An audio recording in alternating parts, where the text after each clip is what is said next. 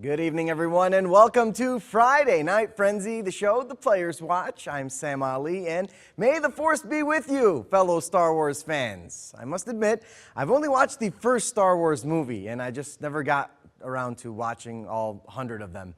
But I heard it's pretty good, and Rey is really cool.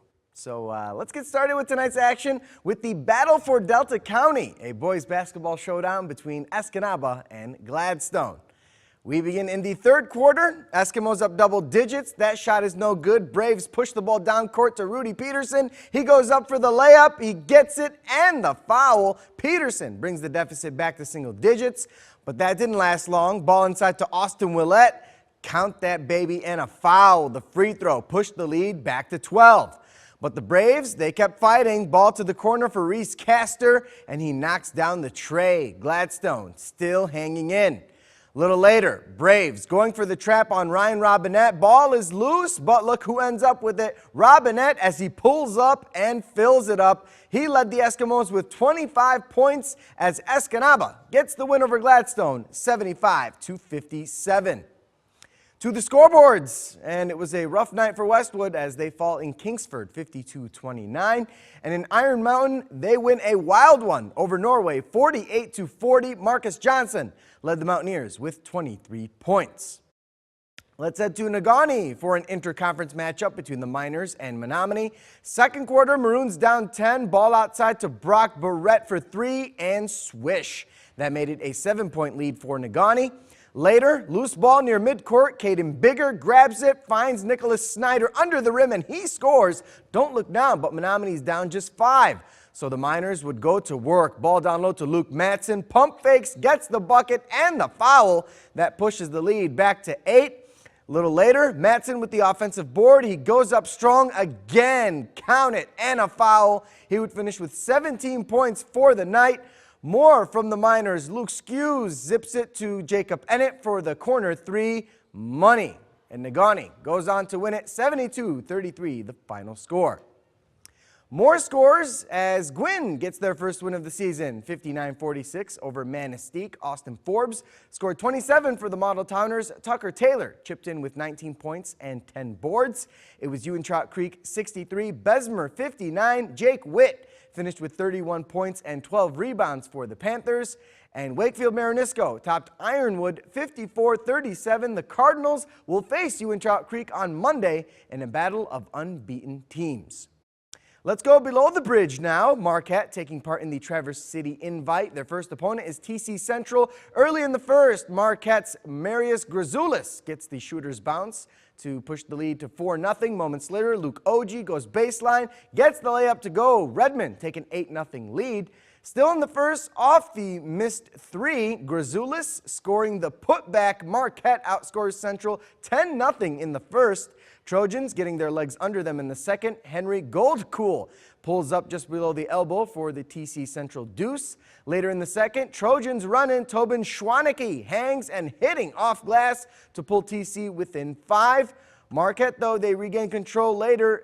Oji gets it in the corner, baseline, and the layup goes. Marquette hangs on for the big road win, 38-36.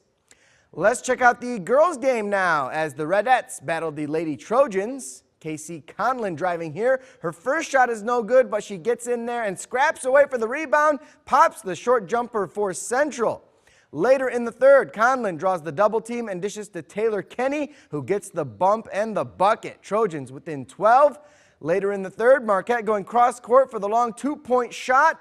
It comes up short, but Ellie Hicks gets the board and puts it back in off the window. Redettes go up 14 after 3.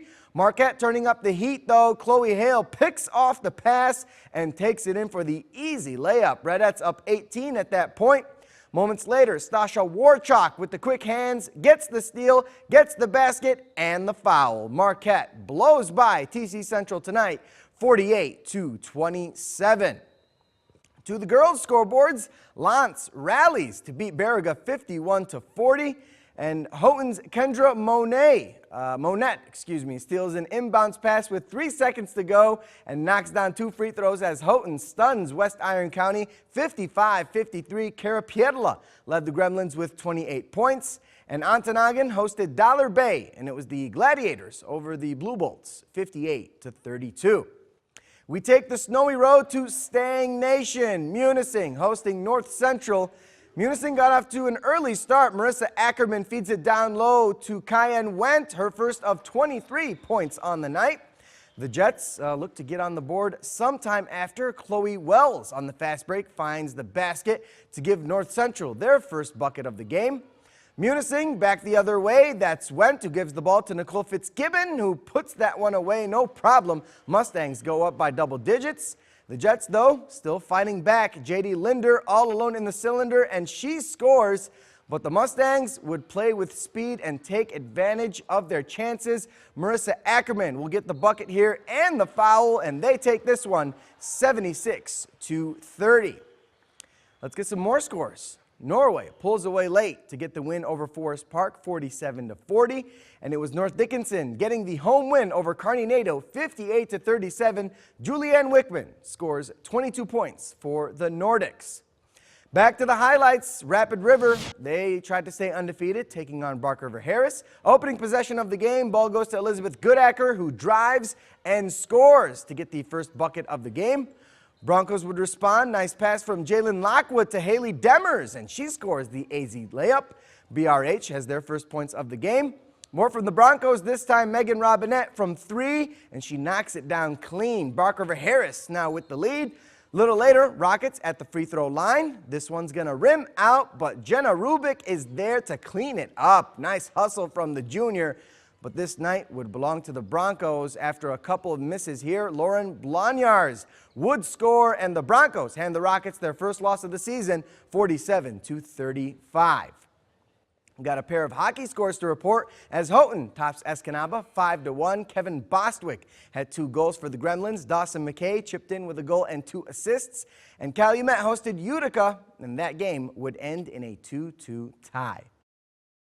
We have reached halftime on this edition of Friday Night Frenzy. Still to come, college hockey action from the Berry as Northern Michigan hosted Ferris State. And we've got highlights from Michigan Tech versus Lake Superior State. We'll have all that next after the break.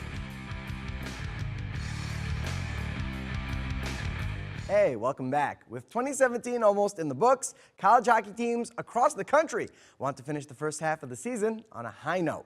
One of those teams is Northern Michigan, and they were back at home tonight as they hosted Ferris State. Adi Tolvanen was back between the pipes for the Wildcats, his first action in almost a month, and he would be challenged right out of the gate. Marshall Moy steals it, breakaway opportunity, and Tolvanen turns him back. Nice pad save there. Moments later, puck goes in front of the net to Mitch Maloney, and he can't get it past Tolvanen, who finished the night with 14 saves. Little later, NMU on the power play, Adam Rockwood to Robbie Payne, who backhands this one into the net. Payne would score twice on the night as the Wildcats blow by the Bulldogs, 6-1, the final score. Let's head to Houghton now as the Huskies face Lake Superior State. First period, MTU on the power play. Brent Baltus lights the lamp to make it 1-0 Huskies. We jump to the third period, same score. Baltus has it. This time he feeds Jake Lucchini, and bingo was his name-o. It's now 2-0 Michigan Tech. And just 4 minutes later, it's going to be Mitch Meek to Alex Smith, hot sauce. Huskies win it 3-0 as freshman goaltender Robbie Baydoun scores a shutout in his second career start. That'll do it for me on this edition of Friday Night Frenzy. We'll be taking a 2-week hiatus, but we'll be back with the Frenzy in 2018. And don't forget, we've got NFL action tomorrow. The Lions battle the Bears, and then on Sunday, the Packers will face the Panthers, and Aaron Rodgers makes his triumphant return. All right, I'm heading out. Jimmy Kimmel is next year on ABC 10. From all of us here at the station, have a great night and a great weekend. We'll see you back here on Monday.